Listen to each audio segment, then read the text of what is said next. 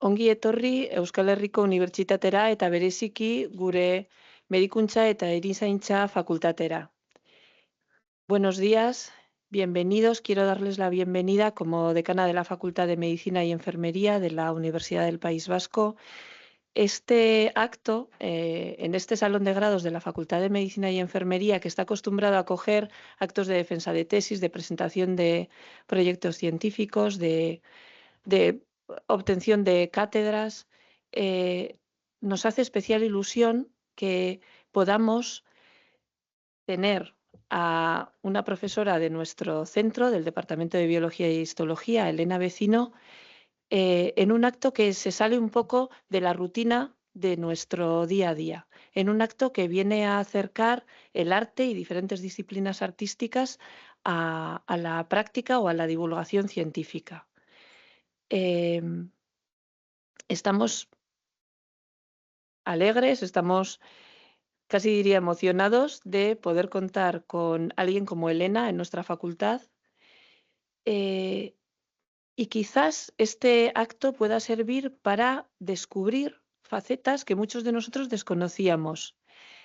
Conocemos su trayectoria investigadora, conocemos su trayectoria docente, pero hay muchas personas en este centro que no saben que Elena es licenciada en Bellas Artes y que no saben que aúna su visión científica de la vida y la sabe transmitir a público especial, como es el público infantil, y que hace ese trabajo que es creativo, como en todas las áreas en las que trabaja Elena, y que es también un trabajo generoso para revertir a la sociedad el conocimiento que ella recoge y que ella intensifica.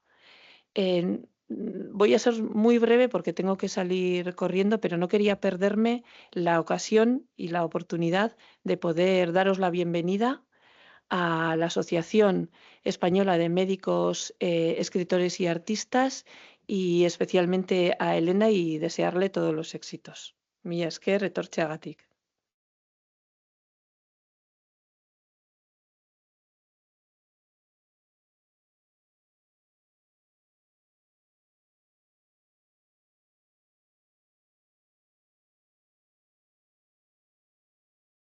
Bueno, pues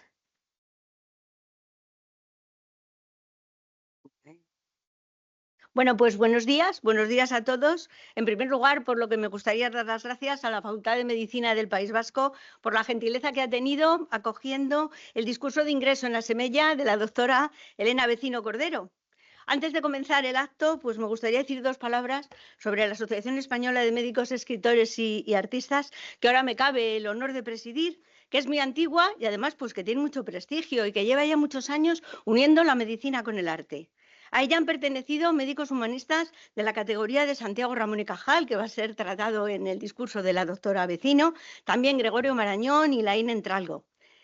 Y me gustaría, pues aprovechando la ocasión que hoy se me brinda en esta universidad para invitar a conocernos a todos los profesores y estudiantes de medicina que tengan inquietudes humanísticas, para que se puedan unir a nosotros y puedan compartir en nuestra asociación todas las colaboraciones en campos que unen la medicina con el arte, como son la literatura, la pintura, la escultura o la música. También me gustaría especialmente dirigirme pues, a los estudiantes de los últimos cursos de medicina, si hay alguno por aquí de esta universidad, para que se animen a seguirnos y que así las humanidades médicas puedan acompañar también los conocimientos científicos que logran en su licenciatura, porque de esta manera yo creo que podrán entender y también tratar mucho mejor a sus pacientes y al final pues podrán ser mejores médicos. Bueno, los discursos de ingreso en nuestra asociación, como el que vamos a celebrar ahora, son realmente la columna vertebral de Asemella y por ello para nosotros pues tienen un significado muy especial, sobre todo cuando se celebran fuera de nuestra sede, en la Organización Médica Colegial en Madrid, porque esto implica que nuestra sociedad crece y que se expande además más cada día. Y mi deseo, y el de toda la actual Junta Directiva, es que los discursos de ingreso de los nuevos asociados se realicen preferentemente como este. Bueno, en la ciudad donde resida el compañero que pronuncia el discurso para que el acto pueda ser compartido pues, por sus familiares, por sus amigos, también por sus compañeros. En las ceremonias de ingreso, como la de hoy, nuestros asociados se convierten en miembros numerarios de Asemella. Y bueno, cada discurso pues siempre tiene unas connotaciones muy diferentes, que dependen del carácter, de la trayectoria, de la especialidad y también, sobre todo, de las inquietudes artísticas del nuevo asociado. Bueno, y cómo no, el discurso de hoy pues va a tener connotaciones muy especiales, derivadas de las inquietudes artísticas de la que ya va a ser nuestra asociada numeraria, mi querida amiga la doctora Elena Vecino Cordero. En su solicitud de admisión en nuestra asociación, la doctora Vecino, pues nos decía que estaba muy interesada en las materias que unen el arte con la ciencia y también en la divulgación científica, y que le gustaría poder enriquecer a Semella con su experiencia y con sus conocimientos. También nos refería que había participado en algunas de nuestras actividades y que habían resultado de gran interés. Bueno, el acto de lectura del discurso se celebrará, como siempre es costumbre, en nuestra asociación, de la siguiente manera. En primer lugar, el doctor Marcos Hernando, que es profesor de Escultura de la Universidad del País Vasco, hará la presentación de nuestra conferenciante. A continuación, la doctora Elena Vecino leerá su discurso de ingreso, al que después pues, yo tendré el honor de contestar. Y no quiero restar más tiempo al acto, así que nada, cedo la palabra al doctor Marcos Hernando, que va a realizar la presentación de nuestra conferenciante. Muchas gracias de nuevo a la Universidad del País Vasco por acoger a Semella y también a la decana, la doctora Almudena Ramos, por presidir este discurso de ingreso. Buenos días.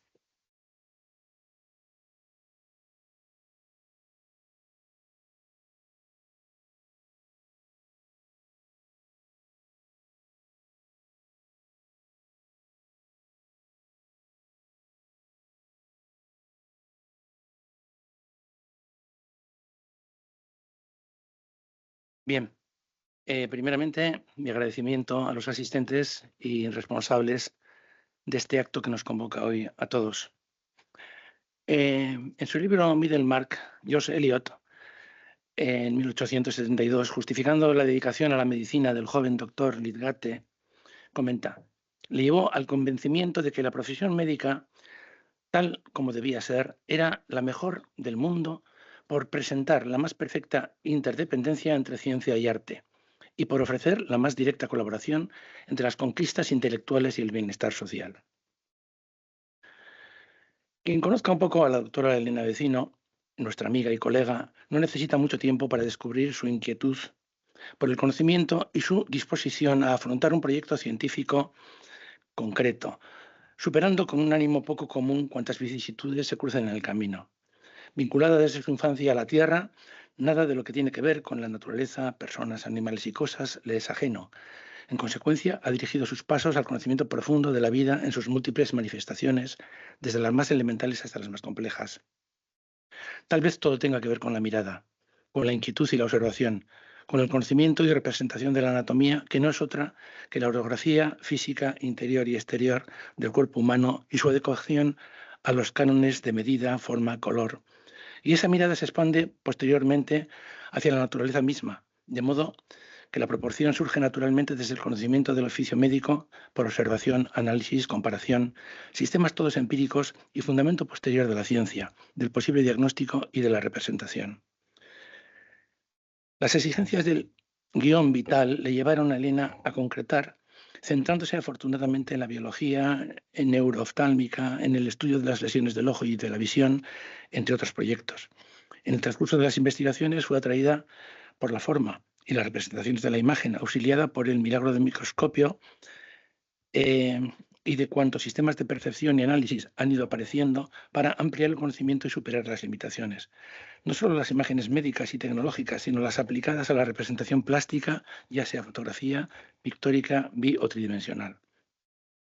Nos comenta ella: en realidad estuve matriculada en la Escuela de Artes y Oficios de Salamanca, a la vez que estudiaba biología. Desde mi infancia, el dibujo, las manualidades, la biología fueron mis asignaturas favoritas. Próximas, las facultades de Medicina y Bellas Artes en este campus decide matricularse aproximándose más a las prácticas escultóricas que de otra naturaleza. Es entonces cuando descubro sus inquietudes y nuestras coincidencias en las preocupaciones artísticas y docentes. La arcilla, la cerámica, el diseño, como las formas y sistemas orgánicos, el árbol, la erosión, le sirven para manifestarse. Se interesa por los medios de configuración, por la relación entre materia y material, forma y estructura, endo y exoesqueleto, cualidades de la superficie, de la mano y el fuego, como los tipos de acabado, superficie, piel, ectodermo, sistemas particulares de construcción con semejanzas físicas con la biología, embriología, geología, orogénesis. En la observación de procesos aditivos sustractivos naturales encontramos nuevas maneras y herramientas. Aprendemos enseñanzas en el trabajo de termitas, golondrinas y enseñanzas como la construcción por goteo en impresora 3D. Insistimos con Enrique Focillón en el elogio de la mano y del tacto, conscientes de la importancia y la complejidad del pulgar oponente, responsable en gran medida de nuestra inteligencia. Y en el bagaje de procesos y conocimientos médicos como los sistemas nervioso, sanguíneo y de ese cerebro permeable donde la visión se manifiesta. Recordamos las imágenes adictivas e inolvidables de los primeros pasos de la carrera, cuando en las prácticas de histología conocimos, gracias al microscopio, la tierra ignota, puras pinturas abstractas, que con dicciones adecuadas como la hematoxilina de eosina, la coloración panóptica de Pappenheim, el azul de metileno, el violeta de genciana o el sistema de distinción de Golgi, descubrimos órdenes celulares en tejidos hepático o en la estructura del sistema nervioso, entre otros muchos. Esas nuevas visiones aportan saber, ciencia, e iluminan a la imaginación, arte. Tras estos hallazgos microscópicos, ¿cómo no tantear desde la visión artística hasta encontrar sistemas propios de representación que plasmen la nueva realidad? Pero hay que saber mirar, buscar, encontrar el medio, la herramienta y el momento. Yo no busco, encuentro, afirmaba Picasso hablando de su método de trabajo. Sin duda, vivía en un estado de búsqueda permanente. Elena Vecino Cordero es catedrática de Biología Celular de la Universidad del País Vasco desde el 2004. El arte, la ciencia y la educación son los pilares de la carrera de Elena Vecino, ejemplificados a través de sus extensas contribuciones a la investigación en biología celular, particularmente en el campo de la neurooftalmología, con una formación diversa que abarca tanto los campos científicos como artísticos. Vecino continúa realizando avances significativos en la comprensión de las patologías oculares y la exploración de tratamientos innovadores. La divulgación de sus investigaciones al público en general son parte fundamental en su tarea docente que ha realizado durante toda su carrera profesional. Recientemente ha unado el arte y la ciencia para una mayor difusión de ambas ramas del saber. Así pues, la divulgación de sus trabajos en el terreno del arte y la ciencia aplicada pasa a ser materia de su preocupación. Y a continuación leo con rapidez el currículum que he reducido al máximo posible. En cuanto a formación, licenciatura en Biología en 1986 por la Universidad de Salamanca, España, licenciada en Bellas Artes en 2014, Universidad del País Vasco, España, doctorado en Biología en 1989 en la Universidad de Salamanca, España, segundo doctorado de Ciencias de la Visión en 1996 en la Universidad de Lund, Suecia, postdoctorado en el 90-92 Universidad de Lund, New York Medical College y UC Davis, USA. Experiencia profesional, directora del Grupo de Investigación en Neurooftalmología y Biología Experimental desde 1995.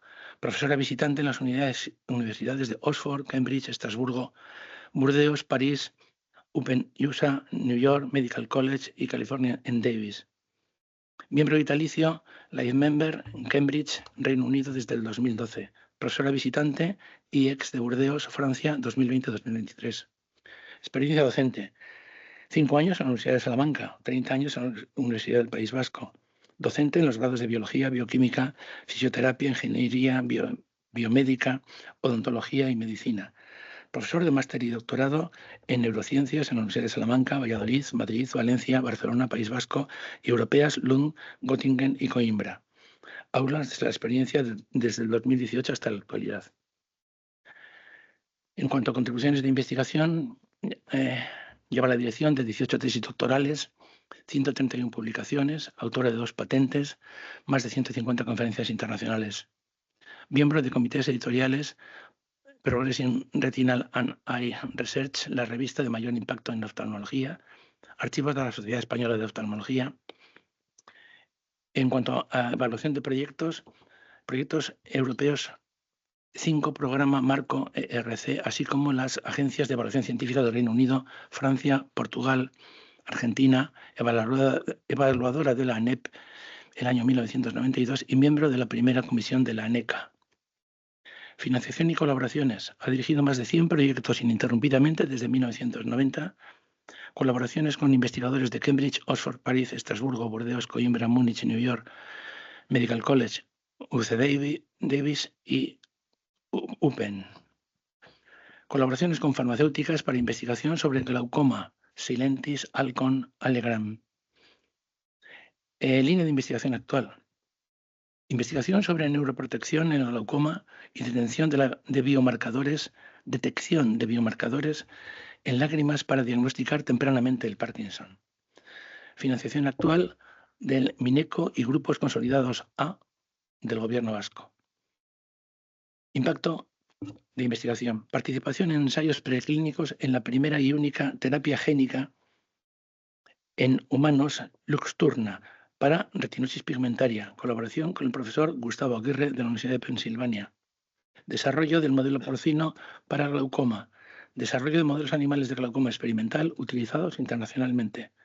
Participación en el diseño y mejora de tratamiento con IRNA para tratamiento prolongado del glaucoma, proyectos, retos Mineco y Silensis 2010. Ensayo clínico en fase 3. Pionera en el estudio del papel de las células gliales de Müller en el glaucoma. Premios científicos. Ha recibido premios de organizaciones internacionales, incluyendo la Fundación Americana de Glaucoma, Fundación de la Lucha contra la Ceguera Fundance en el 2004, Primer Premio Internacional de la Fundación ONCE en 2005, Premio de la Fundación Alcon a la Excelencia en Investigación del Glaucoma en 2015, Premio de la Sociedad Española de Oftalmología a la Mejor Publicación del Glaucoma 2016, Premio de Fotografía Científica. En cuanto a este apartado, Primer Premio de la Sociedad Española de Oftalmología SEO 2020, Primer Premio de la Sociedad de Neurociencias SENC en 2022, Scientific America, The Picture of the Year 2020 y Fotociencia de la CECIT 2023, La neurona gigante de la ballena. En cuanto a sus intereses artísticos, licenciada en Bellas Artes, especializada en escultura en 2014, ha impartido más de 100 conferencias sobre arte y ciencia, destacando las conferencias en el Guggenheim de Bilbao y el Museo Nacional de Ciencias Naturales. Ha realizado 10 exposiciones nacionales e internacionales de fotografía científica adaptada a personas con baja visión y ciegas. El ojo de la ballena en museos de ciencias naturales, fotografía y galerías de arte de España y Portugal, alcanzando los 500.000 visitantes. Ha producido 3 vídeos de animación en YouTube, Ciencia y Ballenas. Participado en programas de radio y televisión a nivel nacional de gran audiencia. Organizado y participado en exposiciones colectivas de escultura, Pan Morille en Salamanca.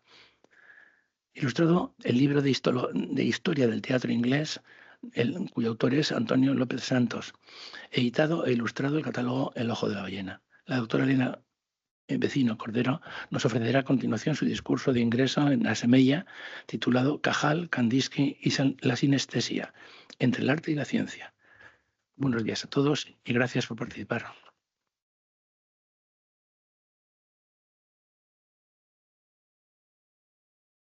Quiero agradecer a la presidenta de Asemella, a Carmen, por proponerme y a la asociación y la junta directiva por aceptarme.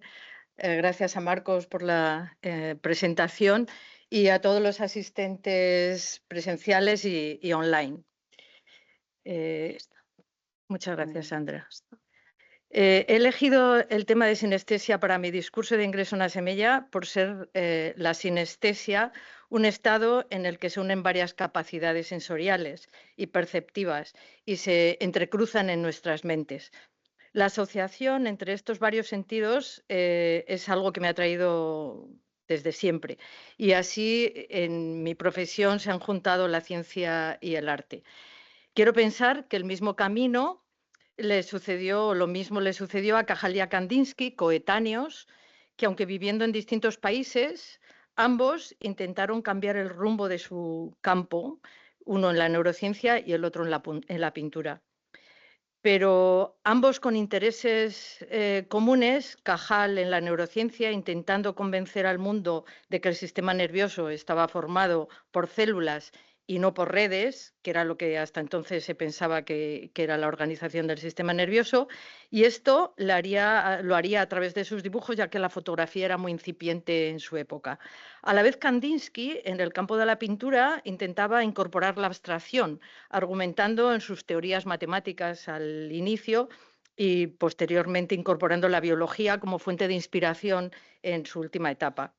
Los descubrimientos de Cajal explicarían posteriormente que lo que le sucedía a Kandinsky en su mente, al sentir colores, escuchando tonos musicales y viendo la música en colores. Algo que en la época en la que ambos vivieron se asociaba más a efectos paranormales y más relacionados con la parapsicología que con la anatomía y con la fisiología. A lo largo de mi charla intentaré explicar el paralelismo de estas dos vidas y la relación con la sinestesia. Kandinsky es uno de los grandes innovadores del arte de principios del siglo XX y Ramón y Cajal, el científico que revolucionó la neurociencia y permitió que hoy sepamos un poco más cómo funciona el cerebro. Ambos nos dejaron un gran legado artístico y escrito, gracias a lo cual hoy podemos disfrutar y analizar y entender lo que suponía para ellos en la época en la que vivieron.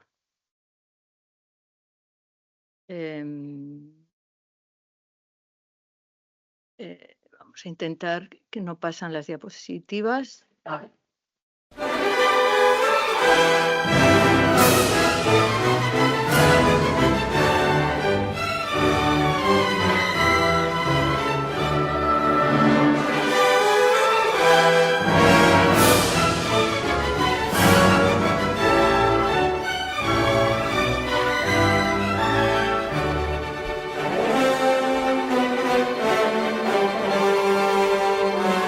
¿Se imaginan que esto pasará en sus mentes cuando escuchan la música, escuchando música, ver colores, imágenes?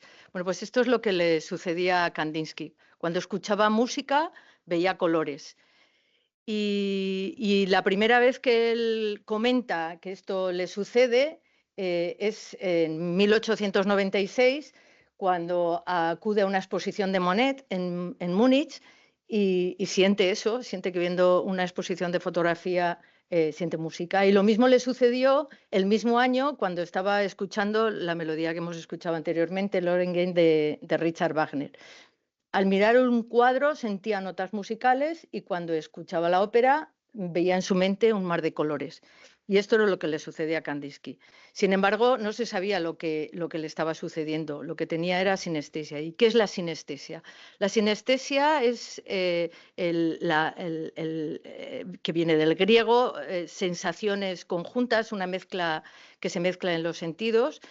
Y es una condición por la cual, al estimular una sola modalidad sensorial, da lugar a una experiencia sensorial en la que participan varios sentidos. Por ejemplo, ver colores al escuchar sonidos o experimentar sabores cuando se toca un objeto. Entre el 1 y el 4% de la población tiene sinestesia. Y es 8 veces más frecuente en artistas, en pintores, en músicos, en poetas. De hecho, Einstein, Liszt, Marilyn Monroe, David Gaga, Stevie Wonder eran sinestésicos o son sinestésicos. Y también lo son David Hockney, Van Gogh, Paul Klee. Es decir, hay una gran lista de artistas sinestésicos. La historia de en qué consiste la sinestesia se remonta al siglo XVIII, cuando ya Newton intentaba encontrar cuál era la fórmula matemática que aunaba tanto las ondas sonoras, la longitud de onda, que correspondían con las ondas de los colores. Ese fue el comienzo. Pero en 1895, Mary Calkins, de la Universidad de Harvard, hace una tesis sobre sinestesia, pero no le conceden el doctorado por ser mujer. Pero es la primera que realiza una publicación científica sobre qué es la sinestesia y ella en particular estudia como la asociación al sexo, es decir, hay más mujeres sinestésicas que hombres y ella empieza a analizar este tipo. Es Francis Galton, que es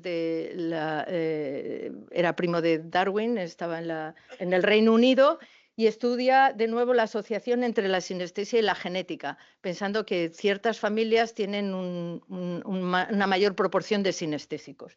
Pero el conductismo es una corriente que niega los procesos mentales y hace que pare el estudio de la sinestesia durante un largo periodo de tiempo. Y no se vuelve a estudiar la sinestesia hasta 1996. Simon Baum-Coren en Oxford vuelve otra vez a indagar si hay un origen genético y qué es lo que puede causar la sinestesia. Y Ramachandran en el año 2000 empieza a hacer test específicos para diagnosticar especialmente la sinestesia grafema color y ver cómo hay personas que tienen calendarios cerebrales, hablaremos un poco de ello más adelante. Y en el 2005, David Eagleman, que quizás es el que en la actualidad está realizando más estudios sobre sinestesia en relación con el refinamiento cognitivo, más a nivel neurológico. Las características de la sinestesia son muy específicas. Es un fenómeno involuntario, es decir, uno no puede provocar ser sinestésico. Es algo que surge automáticamente. Y es estable en el tiempo, es decir, uno es sinestésico respecto a grafema color o a sonidos, pero a lo largo del tiempo se mantiene sin cambiar. Además, es un carácter perceptivo. Tienes la certeza de que eso te está pasando, no es una sensación, sino la certeza de que ese número tiene color o que esa música tiene ese color. Es unidireccional, es decir, si un número tiene color, no quiere decir que al ver el color te evoque a ese número, es solamente en una dirección. Es idiosincrásico, eso quiere decir que cada persona tiene su propio código, es decir, no todos los sinestésicos son igual, ni ven los mismos colores, es específico. Y además es genérico. Los colores percibidos no son muy detallados y eso le sucede específicamente a los que son sinestésicos con respecto a, por ejemplo, los sabores. Es decir, tocar una textura les da la sensación de un sabor, pero no pueden precisar. Hay quien dice que, por ejemplo, el tocar una columna de mármol le sabe a pollo, pero no sabe exactamente, es decir, que es bastante genérico. Y es mnemotécnico, y esto es muy interesante porque ayuda a recordar.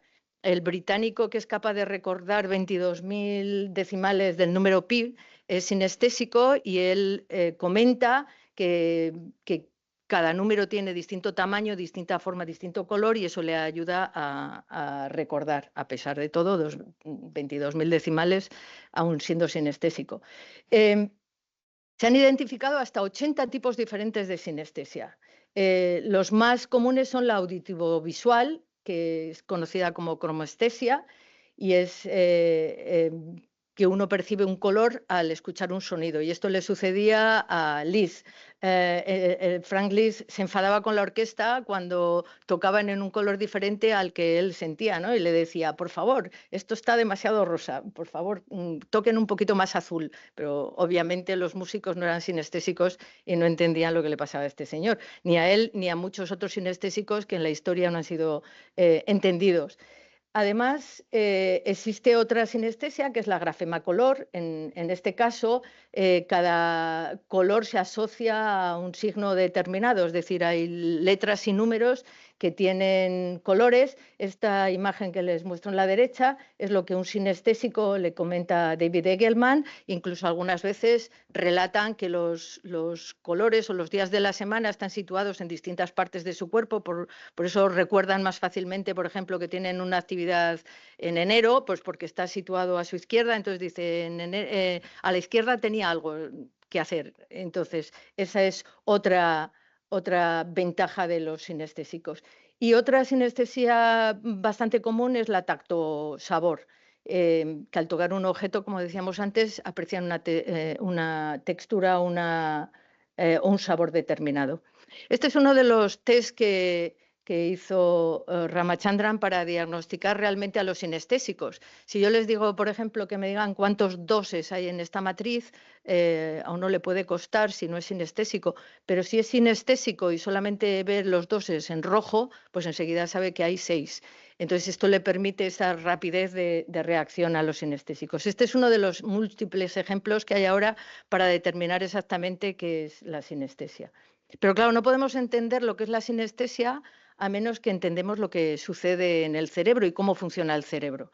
Y para esa parte fue fundamental la intervención de este señor, el profesor Santiago Ramón y Cajal. Este probablemente sea el primer selfie de la historia. Él tiene agarrado el percutor de la cámara y tiene un aspecto de aburrido, pero en realidad no estaba, bueno, igual estaba un poco enfadado porque él en realidad lo que quería ser pintor y su padre le dijo que estudiara medicina, que hiciera algo más de... Pero no abandonó nunca ese interés por el dibujo y la pintura. Lo cierto es que Santiago Ramón y Cajal, que ejerció como médico, se interesó por las tinciones histológicas y fue fundamental el encuentro con el doctor Simarro, que era psiquiatra, que había estado exiliado en París, había aprendido unas técnicas y el doctor Simarro es el considerado padre de la psicología. Pues bien, Simarro aprendió una técnica que mostró luego ya en su despacho, en su laboratorio, a otros médicos e investigadores de la época. Y en este dibujo maravilloso de Joaquín Sorolla, dibuja al doctor Simarro en el laboratorio enseñándole las técnicas, entre ellos a Santiago Ramón y Cajal. Y fue la técnica que había desarrollado el método de Golgi, de Camillo Golgi. Camillo Golgi era un científico italiano que, casualidad o no, descubrió una técnica que permitía teñir el órgano de Golgi de las células, una parte de la célula, pero también las neuronas, pero era una forma caprichosa de teñir las neuronas, porque solamente un porcentaje, un 10% aproximadamente de las neuronas se teñían de negro, y este es un dibujo hecho por Camillo Golgi. En esta época, las ciencias, se había aceptado que todos los organismos, tanto animales como vegetales, estaban formados por células. Todos los tejidos estaban formados por células, excepto el sistema nervioso. No se había podido comprobar que el sistema nervioso estuviera formado por células y se pensaba que era una red. De hecho, la teoría reticular del sistema nervioso no estaba aceptado. Pero Santiago Ramón y Cajal, utilizando la técnica de Camillo Golgi, empieza a descifrar que en el sistema nervioso hay unas células independientes que tienen contigüidad, pero no continuidad. Es decir, que el sistema nervioso estaba formado también por células. Es la aceptación de la teoría celular en el sistema nervioso. Uno de los lugares donde más lo representa o lo ve claro es en el cerebelo, y aquí la ventaja de Santiago Ramón y Cajal es que era muy buen dibujante y dibuja y refleja lo que ve en el microscopio. A pesar de que su padre no estuviera tan contento con que fuera dibujante, gracias a sus capacidades, nos ha llegado a nosotros lo que veía en el microscopio. En esta época la fotografía todavía no estaba lo suficientemente desarrollada para que él pudiera hacer fotografías microscópicas, aunque desarrolló la estereomicroscopía y aportó mucho al mundo de la fotografía. Pero bueno, lo cierto es que Santiago Ramón y Cajal dice que el sistema nervioso está formado por células y aporta la teoría celular también al sistema nervioso. Y esto lo tiene que transmitir internacionalmente, como sucede ahora, o sea, que lo descubras en tu laboratorio no es suficiente. Y en 1888, que él dice en su biografía que fue el año crucial de su carrera, decide empaquetar su microscopio Zeiss y sus preparaciones e irse a un congreso internacional de anatomía que está en Alemania, en Berlín. Se va a Berlín con sus preparaciones intentando convencer al mundo que el sistema nervioso está formado por células y no por redes. Y coincide con Kolliker, bueno, más que coincide, atrae a Kolliker y le dice, mira lo que hay en el microscopio, resulta que el sistema nervioso... Kolliker en ese momento era el investigador más prestigioso en el campo y se queda entusiasmado con las preparaciones histológicas de Santiago Ramón y Cajal y lo lanza al estrellato, porque gracias a Kolliker empieza a conocer el mundo la teoría celular de Santiago Ramón y Cajal.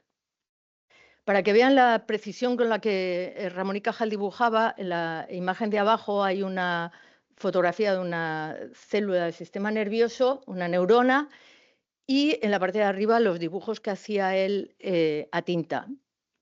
La precisión con la que realizaba Cajal los dibujos nos permite saber que él ya descubrió que había unas que él ya denominó espinas dendríticas, es decir, unos puntitos, unos salientes en esas células que corresponden con los lugares de la sinapsis, de la relación, de la conexión entre el sistema nervioso. Es decir, cada espina corresponde a una sinapsis, a una conexión con otras células. Además, aportó al sistema nervioso que además de las neuronas había otras células gliales que tienen funciones diversas, muy importantes. No tanto, cada vez se descubren más funciones importantes como en la transmisión del mensaje, no solamente en la alimentación de las células. Esto lo aporta Cajal. Además, investiga el sistema del desarrollo. Se da cuenta que donde aparece la evidencia de cómo se forma el sistema nervioso es durante las etapas iniciales del desarrollo. A la izquierda vemos una neurona, cómo va avanzando en el sistema nervioso hacia su lugar de destino, el dibujo correspondiente, y ver cómo esos lugares de avance, que se denominan conos de crecimiento, van seleccionando el lugar de conexión. Y esto es importante porque no olvidemos que estamos intentando entender lo que es la sinestesia.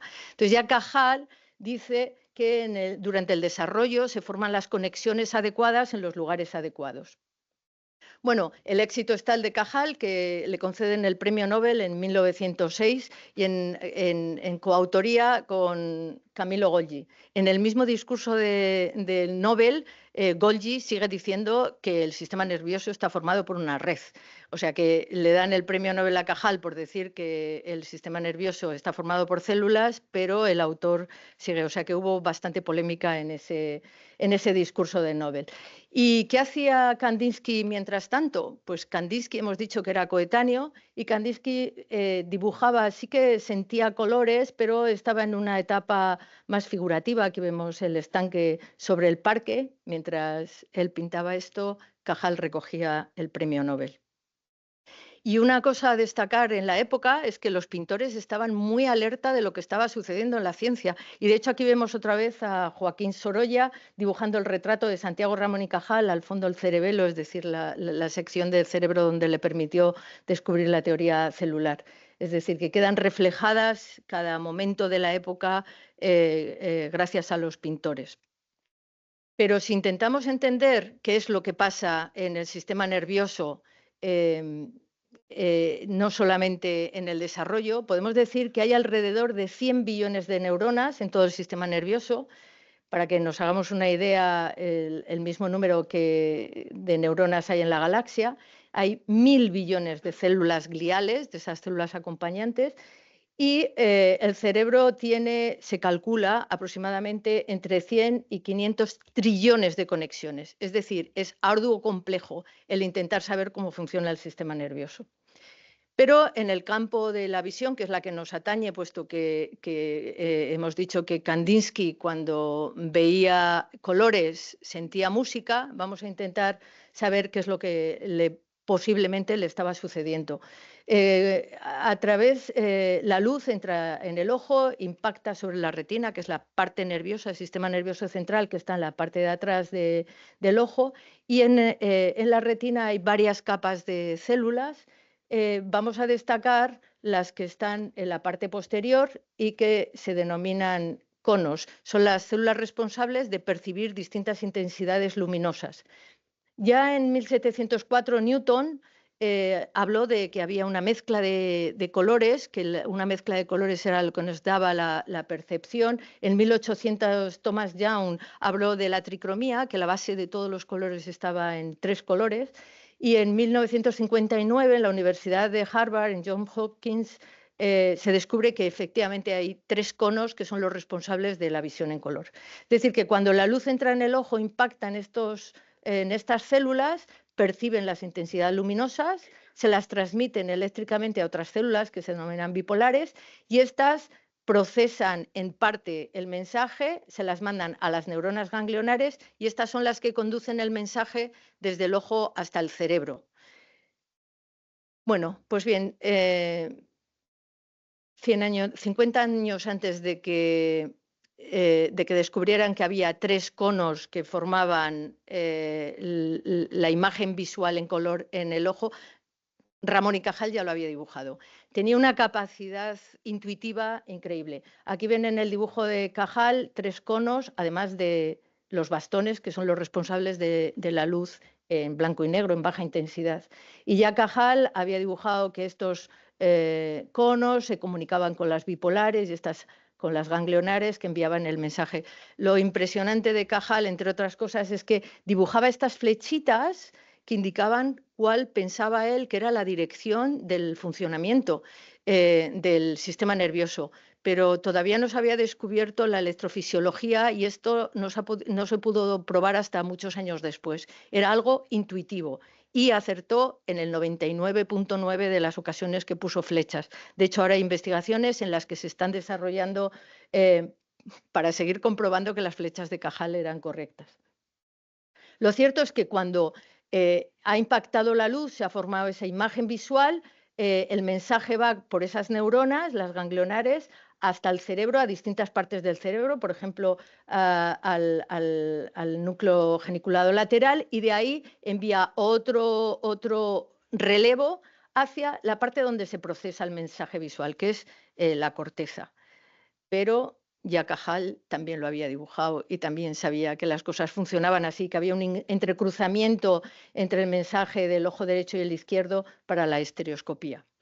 Lo cierto es que cuando el mensaje llega al córtex visual, sabemos que alrededor del córtex visual hay otras zonas del cerebro, del córtex, que procesan el color, los números o las formas básicas. Es decir, que la zona de la corteza relacionada con el color está muy cerca de las de los números y grafemas.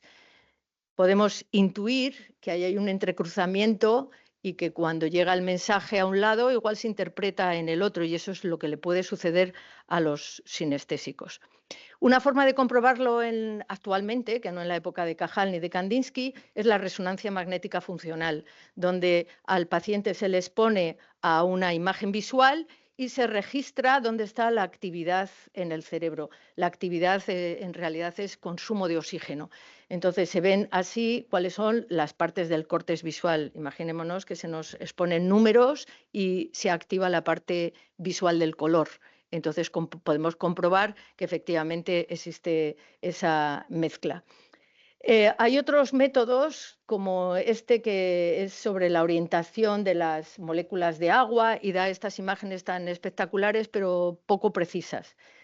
Sin embargo, hay varias teorías actuales sobre qué es lo que pasa en la sinestesia. Una es la teoría de la asociación de emociones. Uno tiene un historial y hay asociaciones azarosas que estimulan distintas partes del cerebro. Hay otra teoría que habla de que hay personas que tienen cruzadas, o sea, que las conexiones son cruzadas, y la última en la que yo personalmente estoy más de acuerdo, es que las etapas tempranas del desarrollo, las conexiones, esos axones que decíamos que llegaban a su destino, pueden llegar a varios destinos, no anularse, lo que se denomina refinamiento del sistema nervioso. Al principio, en las etapas iniciales, prácticamente todos los bebés son sinestésicos. Parece haberse demostrado que las sensaciones se le cruzan, el olor, el sabor, la vista, y posiblemente en las personas sinestésicas algunas de esas conexiones no se hayan perdido. A favor de esta teoría está que el consumo de drogas como, yo qué sé, el LSD produce a personas que de forma normal no tienen sinestesia, pues las alucinaciones con colores están ahí, es decir, como que nuestra conectividad está ahí, lo único que está silenciada, ¿no? Y solamente algunas personas la tienen en activo. Bueno, eso es lo que parece que realmente puede ser la razón de la sinestesia. Lo cierto es que el día 9 de abril se ha publicado en la revista Nature esta publicación donde se han mapeado absolutamente todas las neuronas de la corteza visual del ratón. Más adelante llegaremos al humano, pero de momento el ratón, que es más pequeño, y gracias a ese mapeo se puede llegar con inteligencia artificial y técnicas estereológicas a poder girar cada una de estas neuronas, ver con quién conecta, en qué lugar conecta, cómo se modifican las conexiones.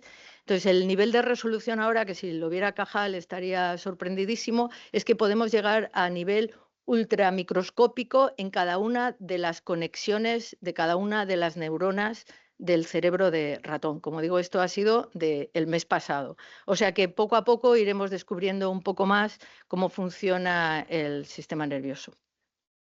Lo cierto es que Kandinsky, que era una persona muy inteligente, además de un buen artista, intenta reflejar en sus textos qué es lo que siente y qué es para él el color, y él dice en el libro de lo espiritual en el arte: el color es un medio para influir directamente en el alma.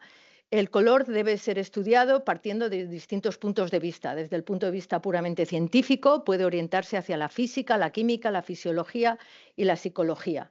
Y esto lo dice en la gramática y creación del futuro de la pintura. Otros artistas, como por ejemplo Van Gogh, fueron marginados y vilipendiados porque sentían sinestesia, y en el fondo era porque no eran capaces de escribir y comunicar lo que les estaba pasando de una forma más científica, como lo hizo Kandinsky. Además, Kandinsky, es que lo increíble, hemos dicho antes que Sorolla estaba en los momentos cumbres de la ciencia, reflejando a través de sus pinturas, pero Kandinsky estaba absolutamente al día de lo que estaba sucediendo en la ciencia. De hecho, les he comentado antes que la teoría celular, la aportación de que todas las células, todos los tejidos están formados por células, eso lo dijo Virchow. Y es que Virchow es mencionado, y la teoría celular, en los escritos de Kandinsky. Es decir, estaba absolutamente, dice además Kandinsky, él interpreta en sus escritos como que el triángulo representa la espiritualidad, es amarillo. Recordemos que era sinestésico y eso era para él, no para todos nosotros.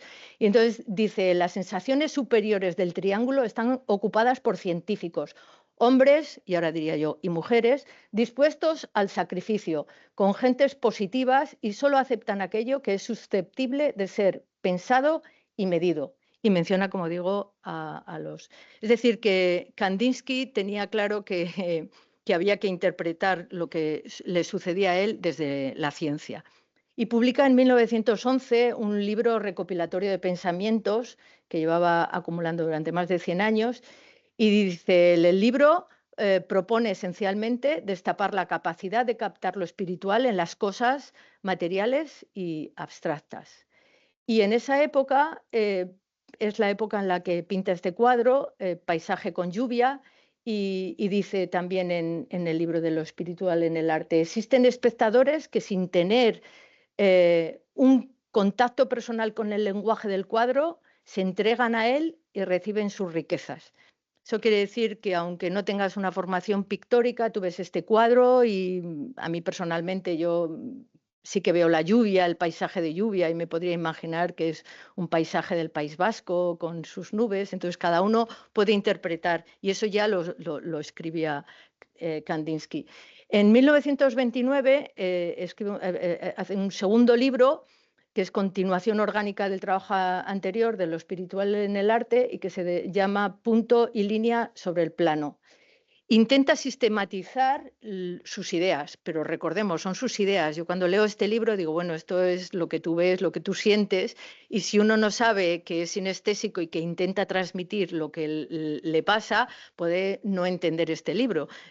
Pero durante esta época teoriza lo que es para él la línea, la curva, y dibuja en esta época este cuadro, Composición 8, de Kandinsky.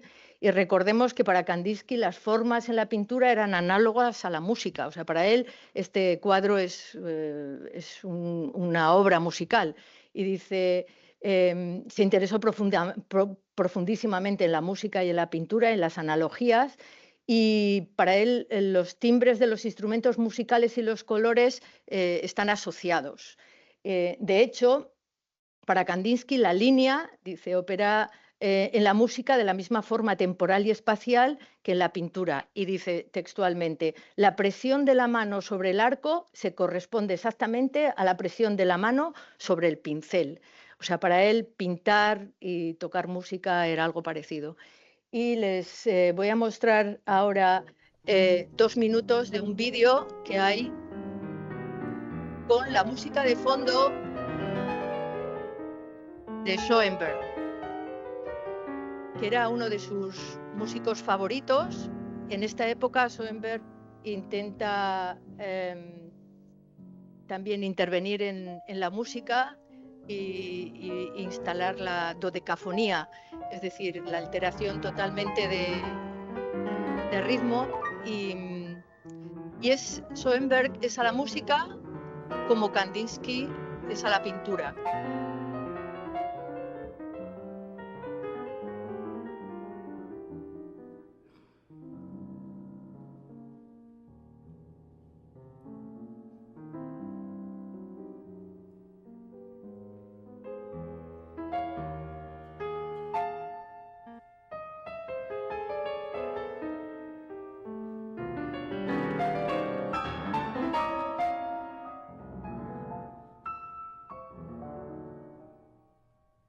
Es algo parecido a la sinestesia, es lo que he intentado transmitir. Es que Kandinsky sentía eso mientras estaba dibujando. Pues bien, volvemos otra vez a la conexión entre Cajal y Kandinsky.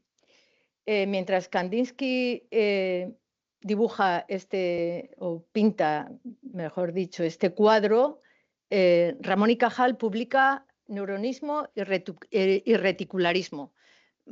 Todavía hay insistencia en que el sistema nervioso es una red. Es como la Tierra plana, siempre hay alguien que opina lo contrario. Y entonces él publica este libro y más o menos en la misma época Kandinsky está ya en una, diría yo, tercera etapa en la que las formas caprichosas que dibujan este cuadro son mucho más orgánicas, más biológicas, y es la etapa en la que Kandinsky se acerca mucho más a la biología. Si estos son 2 detalles de este cuadro, y si se fijan en los detalles y ven, por ejemplo, los dibujos de la tinción de Romanowski, de la infección de los glóbulos rojos por parásitos de la malaria, no hay palabras. Yo creo que Kandinsky claramente se inspiró en la biología. Hay muchos más ejemplos, ¿no? Pues, por ejemplo, el tejido conjuntivo, él de hecho habla en sus libros sobre el tejido conjuntivo y las fibras. Es decir, es una época totalmente basada en la asociación con la ciencia. Claro, para mí, como bien decía Kandinsky, a cada uno le sugiere los cuadros de Kandinsky una cosa. Yo cuando veo este cuadro, ya se pueden imaginar los que me conocen, que yo lo que veo es una ballena. Y cuando veo, por ejemplo, alrededor del círculo, pues yo fundamentalmente veo el ojo de la ballena. Es decir, la maravilla de Kandinsky es que cada uno ve lo que le sugiere.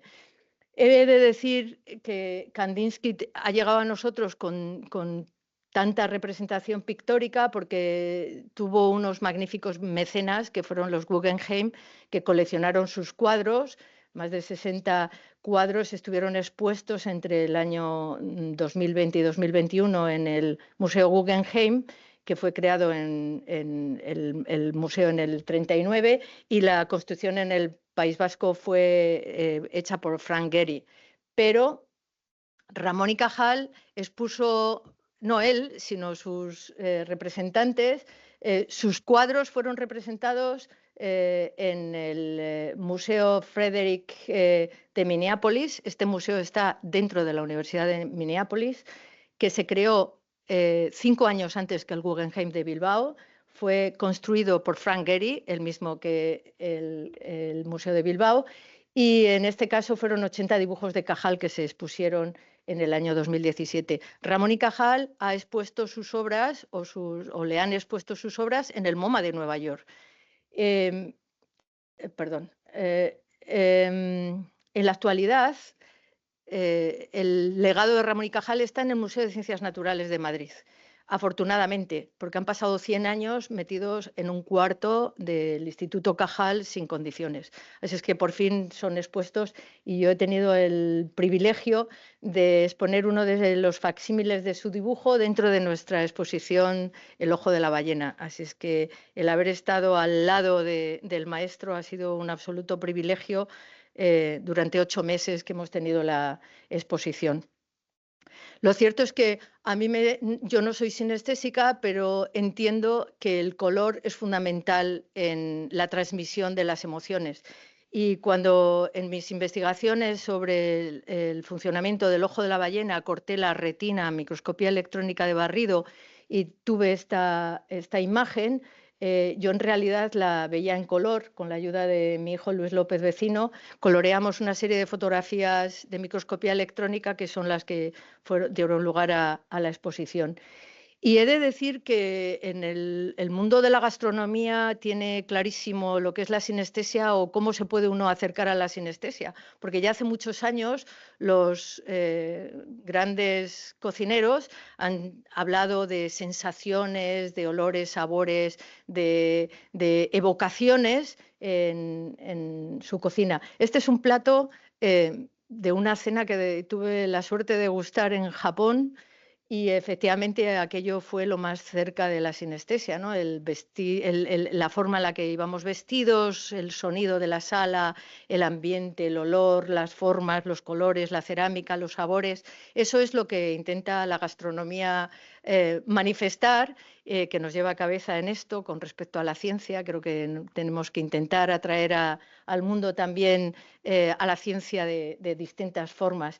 Y eso es lo que hice en la exposición. En este caso fue en el Bizkaia Aretoa, donde los cuadros estos coloreados fueron acompañados de una gran lona dibujada de una ballena, de las dimensiones de la ballena que habíamos estudiado, con la intención de que las personas invidentes o con baja visión, y para eso mostramos estos conos para que las personas experimentaran lo que era la baja visión, fueran capaces de sentir lo que es la dimensión a pesar de no poder verla.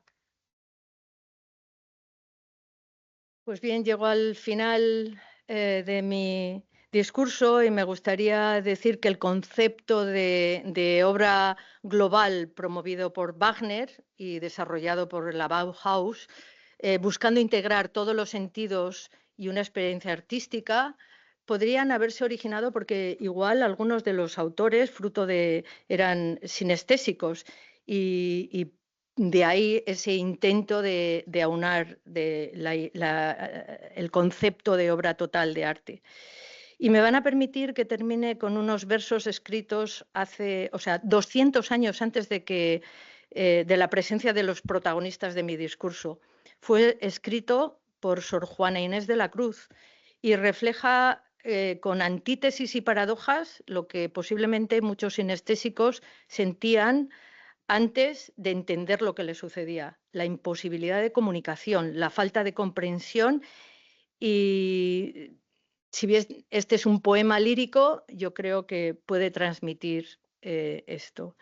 Y decía Sor Juana: óyeme con los ojos, ya que me están tan distantes los oídos, y de ausentes enojos en ecos de mi pluma mis gemidos.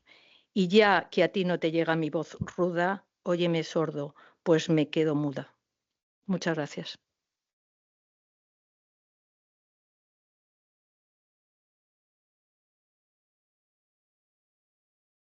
Creo que doy la palabra a la presidenta de Asemella, a Carmen.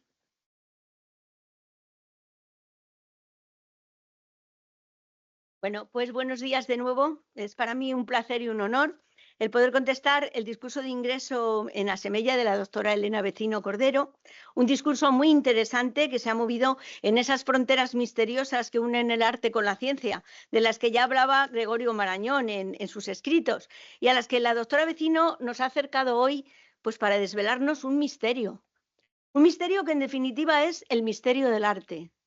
Un misterio que es capaz de unir temas tan dispares como la pintura de Kandinsky con la neurociencia de Cajal, a través de esas sensaciones tan complejas que en ocasiones se producen en nuestro cerebro, como son las sinestesias. Y es que realmente cada uno de nosotros, en relación con nuestros sentimientos, nuestra biografía, nuestras experiencias personales, podremos tener una sensación u otra al estar delante de las obras pictóricas, porque cada forma y cada color que están presentes en un cuadro podrán inspirarnos sensaciones únicas e irrepetibles, que son totalmente diferentes en unas personas que en otras. Vasily Kandinsky, el gran pintor sinestésico que ha sido uno de los protagonistas del discurso de la doctora Vecino, afirmaba que el color es el teclado y el alma es el piano con muchas cuerdas. Y realmente nuestro alma es como un piano y tiene muchas cuerdas, con distinto sonido, correspondiéndose, cada una de ellas con un color diferente, mezclándose en la melodía las sensaciones visuales con las auditivas, bueno, en una sinestesia. Por eso, en la respuesta a este extraordinario discurso, voy a tratar que empleando de alguna manera esas sinestesias de las que nos ha hablado la doctora Vecino, intentemos captar las sensaciones tan extraordinarias que podemos sentir muchas veces al ponernos delante de las obras de arte. Porque un cuadro, bueno, un cuadro desde luego es mucho más que la aplicación de colores sobre un lienzo. Una escultura es mucho más que un trozo de mármol trabajado. Una poesía es mucho más que un conjunto de letras. Y desde luego una partitura está constituida por algo que es mucho más que un cúmulo de sonidos más o menos armónicos.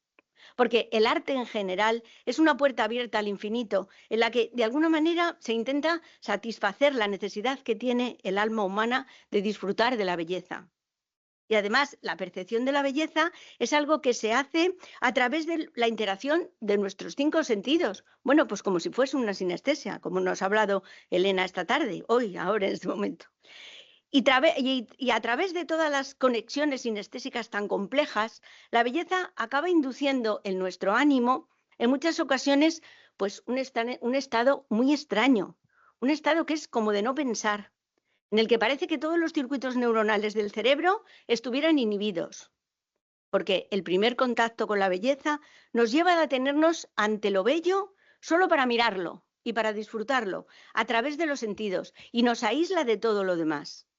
Yo creo que esta sensación quizá sea muy próxima a una sinestesia y yo creo que todos la hemos experimentado alguna vez al estar delante de un cuadro, al leer una poesía o al escuchar una determinada composición musical.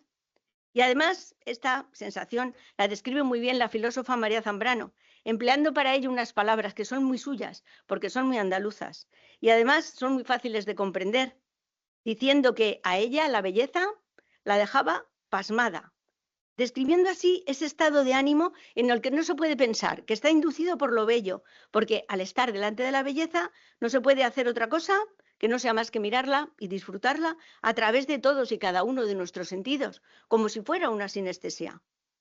Bueno, y este sentimiento de pasmo ante lo bello ha sido fuente de inspiración para muchísimos artistas y se puede sentir especialmente en una ciudad como Venecia, bueno, en la que yo resido unos cuantos días cada año desde hace ya mucho tiempo.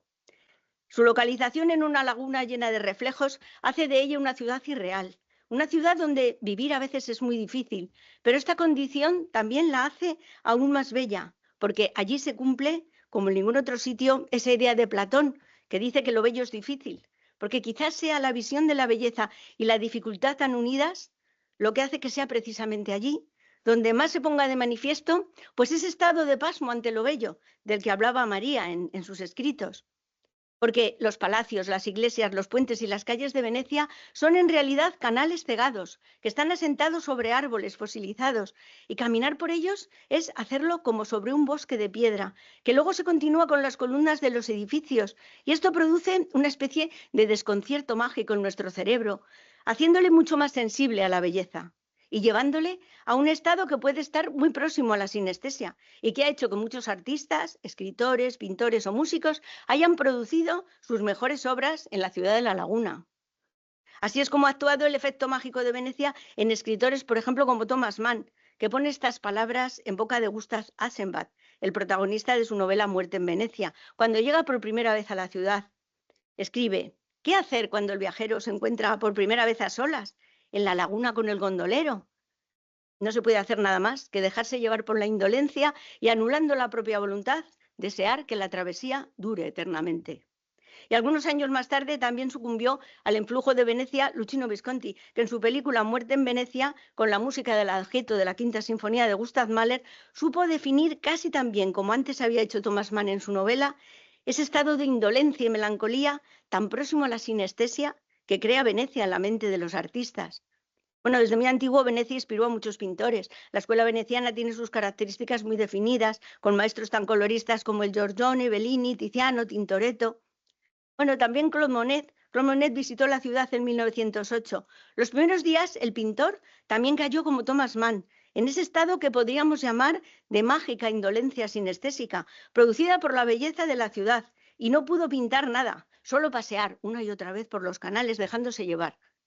Pero una vez superado este estado de pasmo transitorio, comenzó a pintar sin cesar, y así su mujer, Alice Ossédet, escribía desde Venecia a sus amigos: Claude no para de pintar, lo hace todo el día, parando solo una hora para comer, acaba muy fatigado, pero nunca lo había visto tan feliz. Y así, pues los palacios venecianos en los cuadros de Monet se convierten en fantasías pictóricas, en lo que logra la conjunción perfecta entre la arquitectura y el agua, entre la luz y la niebla de Venecia, como si sus cuadros fuesen realmente el resultado de una sinestesia. Ramón Gaya, un pintor español quizá menos conocido que Monet, experimentó también la misma sensación al estar en Venecia y escribió: Venecia es todo tornasol, lo veneciano va y viene, es como un juego de estar y no estar, a la vez estando siempre. El aparecer y desaparecer de las nubes, las aplicaciones de mármol dorado en la basílica, el sol entre la niebla, el reflejo del agua, el mar. Dice, a Venecia, si le damos tiempo, puede enseñarnos a ser nosotros mismos en ella. Bueno, realmente estos pensamientos de Ramón Gaya constituyen en sí mismos una auténtica sinestesia de percepciones muy diversas. Y Venecia también ha influido en músicos como Richard Wagner, que también ha sido citado esta tarde por la doctora Vecino, especialmente en la composición de su obra Tristán e Isolda. Wagner llegó a Venecia desde Suiza, después de un romance con Bathilde Bessendot, la mujer de uno de sus protectores, a la que en una carta le describe sus sensaciones al llegar, que son muy parecidas a las mismas que sintieron Thomas Mann, Monet o Gaya, y le dice: la silenciosa travesía en góndola en el crepúsculo vespertino me da una sensación de paz y bienestar. Aún no he sentido la necesidad de ir a ver los grandes tesoros de la ciudad. Ahora solo quiero saborear aquí el indolente y agradable transcurrir de mis días. De nuevo, Wagner, como antes habían hecho los otros artistas, utiliza la misma palabra, indolencia, para intentar describir ese estado de pasmo y de cese de toda actividad en su mente, tan próximo a la sinestesia que le produjo Venecia. Bueno, pero todas estas ideas de inspiración sinestésica que induce la belleza en los artistas, tendremos que llevarlas del plano del arte y la filosofía al plano de la neurociencia, porque es en el que realmente trabaja la doctora Vecino. Y para ello tendremos que intentar encontrar una respuesta lo más científica posible a todas estas dudas filosóficas. Bueno, contestar a estas cuestiones con un porqué sería desde luego una respuesta típica de una mente científica, como la que tenía Santiago Ramón y Cajal, que ha sido, junto con Kandinsky, otro de los protagonistas del discurso de la doctora Vecino. Laín Entralgo decía que Cajal era una persona con manías. Bueno, el propio don Santiago reconocía que siempre las había tenido. En su juventud experimentó la manía literaria. Bueno, manía que a veces padecemos también algunos miembros de Asemella. Y así, don Santiago escribe en su libro El mundo a los 80 años. Caí en la tentación de hacer versos, componer leyendas y hasta novelas. Otra de sus manías era la razonadora, que le llevaba a escribir. En mi afán de saber acerca de Dios, del alma, de la sustancia y del conocimiento, leí todas las obras de metafísica de la universidad, de la biblioteca de la universidad y hasta algunas más que me dieron mis amigos. Y podemos preguntarnos, pero bueno, ¿qué sentido podrían tener esas manías razonadoras en un hombre que no fue, y además es que nunca quiso ser ni filósofo ni literato, sino que dedicó a la ciencia lo mejor de su vida? Bueno, pues quizá pensando en estas extrañas manías, podremos llegar a comprender las relaciones tan estrechas que existen entre el arte y la ciencia, porque quizá fuesen esas manías, que el mismo Cajal reconocía que padecía, unidas a su gran paciencia, de la que también alardeaba a veces socarronamente en sus escritos, las que le hicieron perseguir micra a micra el trayecto de los cilindroejes de las neuronas, buscando y demostrando su terminación independiente bajo el objetivo de su microscopio.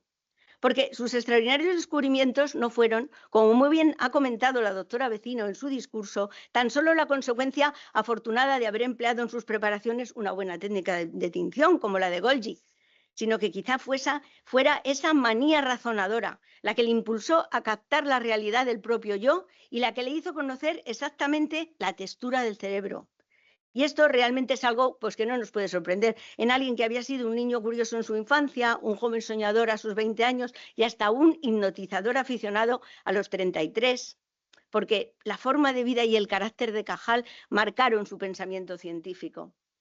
porque hasta ante la extrañeza que le supondría ver algo por primera vez, llegaba a convertirse para él esta extrañeza en una auténtica cuestión intelectual a la que siempre intentaba dar respuesta. Y este ejercicio mental de ver las cosas por primera vez es lo que llevó a don Santiago a lograr sus grandes descubrimientos histológicos, porque como muy bien dice Ortega y Gasset, sorprenderse y extrañarse es la primera forma de comprender. Por lo tanto, tampoco puede extrañarnos cuando Cajal en sus escritos habla del culto al cerebro, describiendo a las neuronas como las misteriosas mariposas del alma, bueno, haciendo con ello una especie de sinestesia entre el arte y la ciencia. Bueno, y gracias a los descubrimientos de Cajal podemos unir el arte con la ciencia, porque como muy bien ha dicho la doctora Vecino, ahora sabemos que una vez que la corteza visual ha captado la forma, el color y la profundidad de lo visto, para que tengamos realmente conciencia de ello, debe de establecerse otra vía compleja en el lóbulo frontal del cerebro, que en cierto modo es parecida a lo que sería una sinestesia, porque en ella se relacionan las percepciones puramente visuales con las emociones, la cultura y la memoria de lo vivido. Esta vía cerebral, tampoco conocida científicamente, se ha denominado también el exocerebro y es del que dependen nuestras relaciones con los demás y también es el responsable de las conexiones cerebrales tan complejas que son capaces de transformar nuestro pensamiento en palabra. Bueno, esa acción humana tan importante que los griegos llamaron el logos y que es la que en realidad hace que tengamos conciencia de nosotros mismos, de nuestra propia vida y también de nuestra propia muerte. Y es realmente lo que nos diferencia del resto de los seres vivos. Bueno, y ahora con todos los conocimientos científicos actuales, se sabe que los estímulos producidos por la observación de la belleza producen la liberación en nuestro cerebro de un neurotransmisor intermedio, que es la dopamina, que posteriormente dará lugar a la secreción de endorfinas, en concreto la serotonina, que es la llamada hormona de la felicidad. Bueno, y razonando de esta manera podemos nuevamente hacer una especie de sinestesia que vuelva a unir la filosofía con la ciencia, acercándonos al pensamiento de Aristóteles, que ya en el siglo IV a.C., con su mente muy alejada de los actuales conocimientos neurocientíficos, afirmaba que la belleza genera placer y felicidad. Por eso hoy ha sido realmente un placer el poder escuchar este discurso tan interesante y tan lleno de belleza de la doctora Elena Vecino, con la que nos ha inmerso en el complejo mundo de las sinestesias, tan poco conocidas todavía desde el punto de vista científico, pero que desde luego, desde el punto de vista artístico, son las que en el fondo abren nuestras percepciones hacia caminos nuevos e insospechados en la percepción del arte. Y ya solo me resta darte la enhorabuena, querida Elena, por tu excelente discurso, decirte que es un honor para Semella, bueno, pues tenerte como asociada numeraria y esperamos, bueno, que enriquezca nuestra asociación, pues como has hecho con futuras colaboraciones, como has hecho esta tarde con tu discurso de ingreso. Así que ya, pues solo me resta entregarte el diploma que te señala como asociada numeraria de Semella. Enhorabuena de nuevo, Elena, y bueno, muchas gracias a todos por vuestra asistencia a este acto. Buenos días.